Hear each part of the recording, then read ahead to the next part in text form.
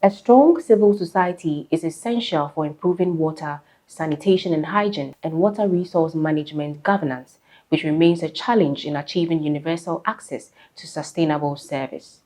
Strengthening civil society organizations through evidence-based lobby and advocacy is therefore critical for achieving the Sustainable Development Goals for water, sanitation, and hygiene. In the last 5 years, Watershed Empowering Citizens Strategic Partnership has been working to increase local civil society organizations and citizens' empowerment and engagement with government for water, sanitation and hygiene and water resource management prioritization, integration, and equitable financing. The strategic partnership between the Dutch Ministry of Foreign Affairs and IRC, Simavi, Wetlands International, and ACFO worked in Kenya, Uganda, Ghana, Mali, India, Bangladesh, and the Netherlands.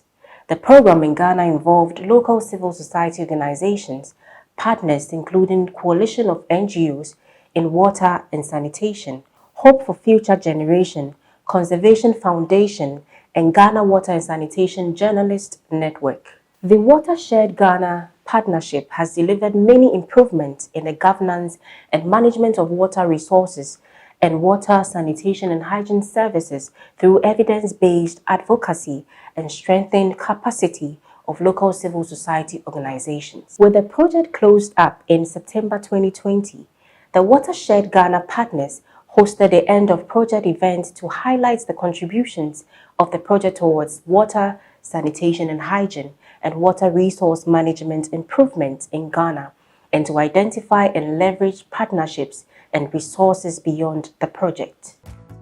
Watershed has been a landmark project in the sense that it is the first time in our experience that we have really seen integrated water resource management being applied in a practical way, involving several stakeholders right from national level to the district level. The important thing about this project is that for me as a CSO leader, the community empowerment component is probably the most significant for me, because this project resulted in decision making at the lowest level possible, and the involvement of women has been amazing. That the successes that we've done can be scaled up for the benefit of our citizenry and the beneficiaries from where we actually undertook this project. IRC was part of this partnership, supporting the civil society organizations with the capacity to generate that evidence to support their engagement with governments at both the local level, with communities. And it's been an interesting journey for us in the past 5 years.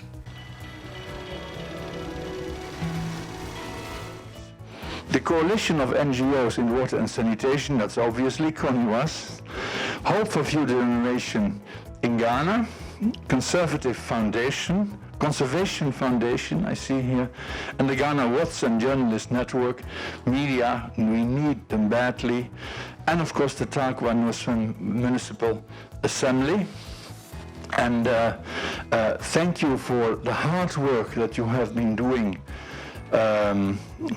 over the years, the last 4 or 5 years, for your contribution, for your help, for your very active participation. I think you should all be proud of what you have done for Ghana in terms of water, sanitation and hygiene, and for the friendship, also for the friendship between the people of Ghana and the people of the Netherlands.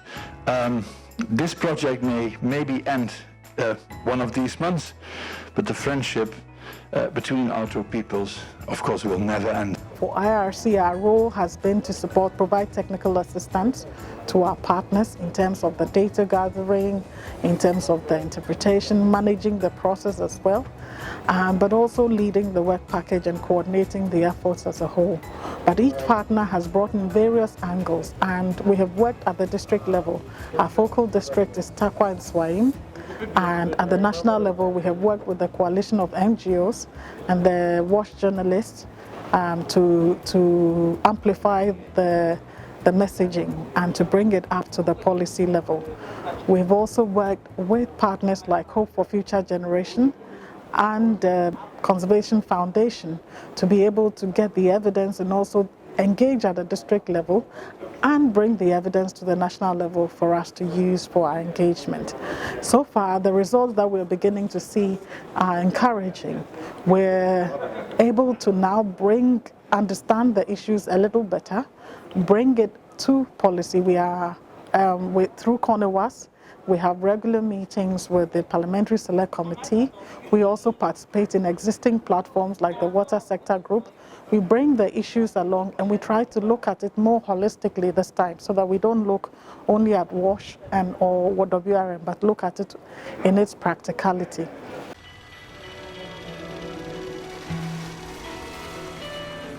The background of my presentation will be the challenges before the implementation of the watershed programs, the interventions we had, contributions to the process of change, and then other WASH and IWRM issues to be addressed. My name is Mercy Amokwando. I work with Hope for Future Generations, and on the watershed program, we were mainly at the district level. That is Takwa and Swayim municipal area, and we focused on 15 communities, and we implemented programs across 3 main areas: capacity building, lobby and advocacy, and knowledge gathering. We engaged the Parliamentary Select Committee on WASH and WRM issues with collaboration from other partners. We also engaged the Ministry, Water Resources Commission, at various platforms on WASH and WRM issues. Then we constantly engaged CSOs and other sector partners at our annual MOLI conference, which you were there last year, His Excellency. My name is Basilian Anbigne. I'm the Executive Secretary for CONEWAS and more or less the focal person for the Watershed Project at CONEWAS. So for CONEWAS being part of the Watershed Project, we came in to look at some of the challenges that were existing in the water sanitation sector. For example, the fact that most of our policies were not being implemented and they were not really being monitored by CSOs very well. The fact that WASH and IWRM issues were not well highlighted by NGOs because of our low capacity in the WRM issues, that is water resources management issues.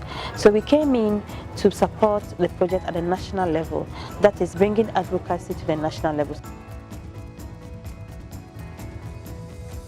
I'm also Secretary of Conservation Foundation. I'm a partner to the Watershed Project. Conservation Foundation component within the project or the partnership had to do with gathering adequate or enough evidence to support the lobby and advocacy program that we're doing as part of the project. Before the Watershed Project, there were issues we had to do with inadequate capacity of staff, communities non-involvement in certain issues when it comes to water resources management, or inadequate knowledge as far as water resources management is concerned in the communities. And then also at the local level, looking at the authorities, local authorities, there were also inadequate information with regards to whose role or who plays which role as far as water resources management is concerned.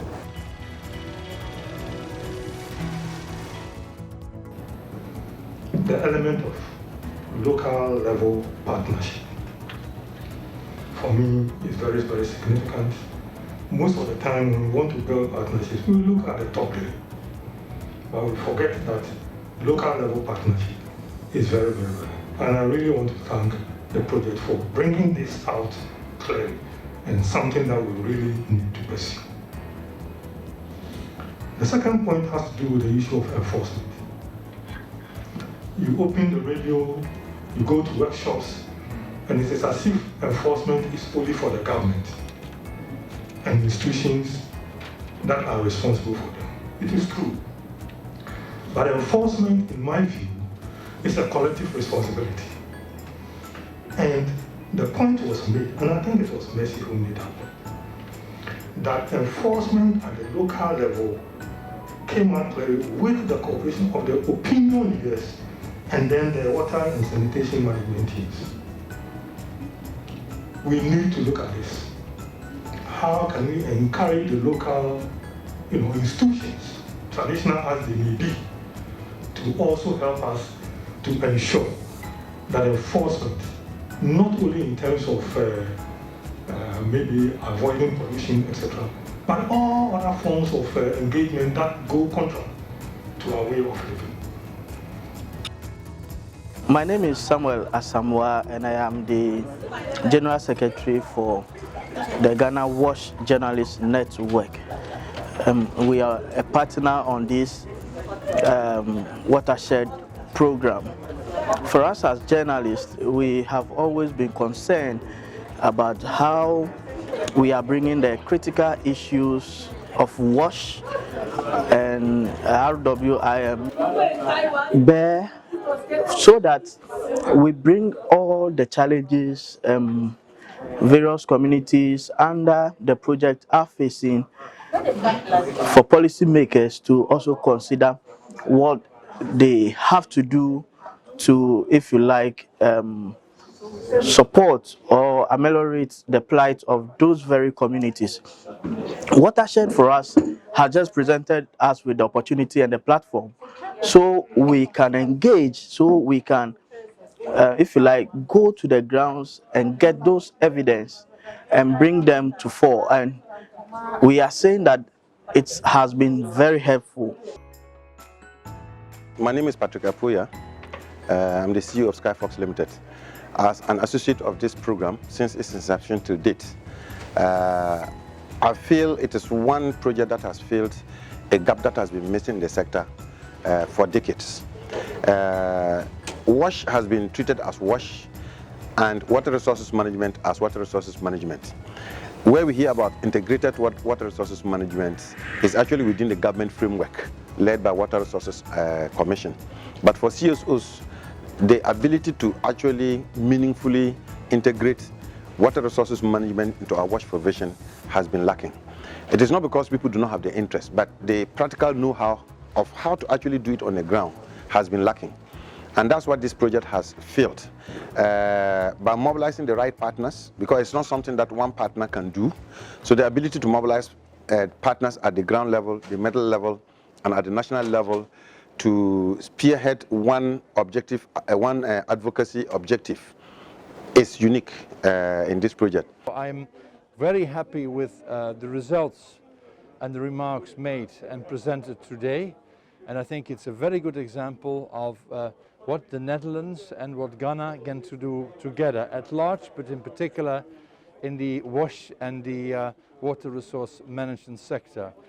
This project is basically a relationship and a cooperation between big NGOs or CSOs in the Netherlands and in Ghana, and that underlines once again that it's not only the state who has to do a lot, the government who has to do a lot, the private sector who has to contribute, but also civil society, the citizens themselves. They can do a lot in this sector to improve water and sanitation conditions. So I'm happy with what I have seen today and what we have done together over the last 5 years, and it's a good example of the friendship between Ghana and the Netherlands, and certainly that will continue.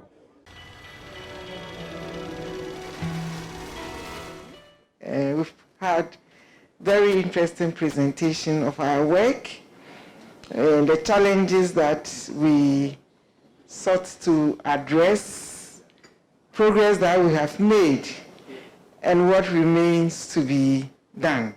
I'd also like to take this opportunity to thank our ambassador. It's not usual, it's not normal, but that is what it's supposed to be, to have somebody at the ambassador's level come to our program in this COVID time and stay with us for more than 2 hours. And that also shows the importance the embassy attaches to this particular program that we have. But we'd like to thank you Your Excellency, for the time that you have spent with us today. We've really enjoyed the company of being with us, but more importantly, also seeing that you value what we do and we will be motivated to go and do more.